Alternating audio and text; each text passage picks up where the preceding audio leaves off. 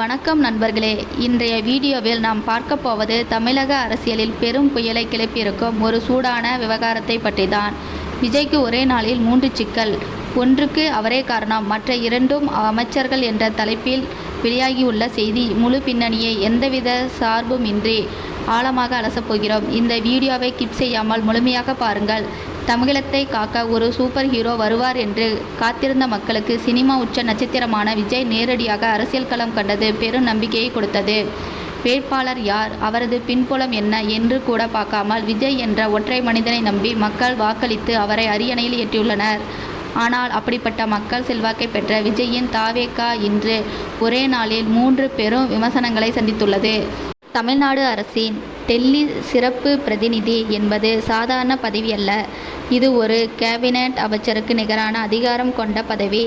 மத்திய அரசுக்கும் மாநில அரசுக்கும் இடையே தகவல் பரிமாற்றத்திற்கான ஒரு முக்கிய பாலமாக செயல்படுபவர் இவர்தான். மத்திய அமைச்சர்களுடன் ஒருங்கிணைந்து தமிழகத்திற்கான புதிய திட்டங்கள், நிதி ஒதுக்கீடுகள் மற்றும் அனுமதிகளை விரைவுபடுத்துவது இவரது முக்கிய பணி.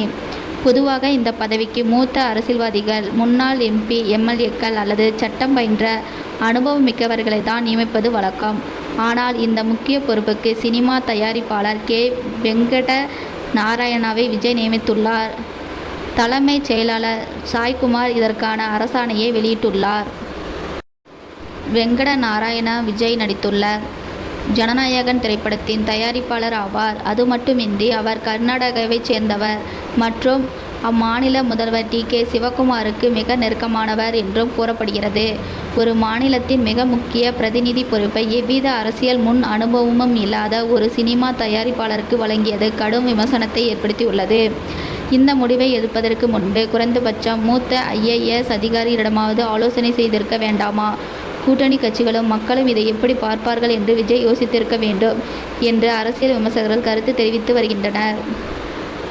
விஜயின் முடிவால் எழுந்த சர்ச்சை ஒருபுறம் இருக்க, அமைச்சர் செங்கோட்டையன் பேசிய பேச்சு அடுத்த மிகப்பெரிய சிக்கலை உருவாக்கியுள்ளது. பள்ளி மாணவர்களுக்கு வழங்கப்படும் அடையாள அட்டையில் சாதி விவரங்களை சேர்க்க முடிவு செய்துள்ளோம் என்று அமைச்சர் செங்கோட்டையன் பேட்டியளித்தது பெரும் அதிர்வலைகளை ஏற்படுத்தியுள்ளது. இதற்கு முன்னால் பள்ளிக்கல்வித்துறை அமைச்சர் அன்பில் மகேஷ் மிக கடுமையான கண்டனத்தை பதிவு செய்துள்ளார். மாணவர்களின் இரத்த வகை, ஆதார் எண் போன்ற அடிப்படை தகவல் இருக்க வேண்டிய இடத்தில் ஜாதி குறித்த அடையாளம் எதற்கு? இடஒதுக்கீடு மற்றும் அரசின் சமூக நீதி பயன்களை பெற வேண்டிய இடங்களில் மட்டும் ஜாதி சான்றிதழ் விவரங்களை சமர்ப்பித்தால் போதுமே. அடையாள அட்டையில் ஜாதியை குறிப்பிடுவது தேவையில்லாத ஒரு செயல் என்று அவர் கேள்வி எழுப்பியுள்ளார்.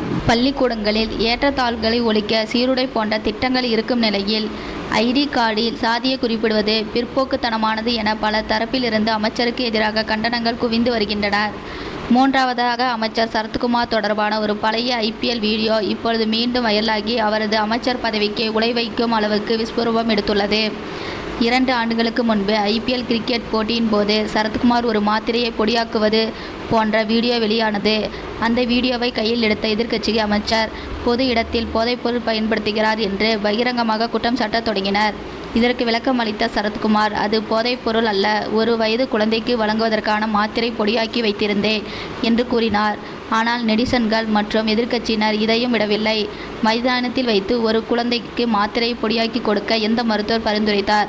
அது உண்மையிலே மாத்திரை என்றால் ஏன் அதை இவ்வளவு ரகசியமாக செய்ய வேண்டும் என்று சரமாரியாக கேள்விகளை எழுப்பி வருகின்றனர். இந்த 3 பூகம்பங்களும் நேற்று ஒரே நாளில் வெடித்துள்ளனர். முதலமைச்சர் என்ற முறையில் இந்த 3 விவகாரங்களும் விஜய் உடனடியாக ஒரு தெளிவான விளக்கமோ அல்லது நடவடிக்கையோ எடுக்க வேண்டிய கட்டாயத்தில் இருக்கிறார். டெல்லி பிரதிநிதி நியமனத்தில் உள்ள நம்பகத்தன்மையை நிரூபிக்க வேண்டும்.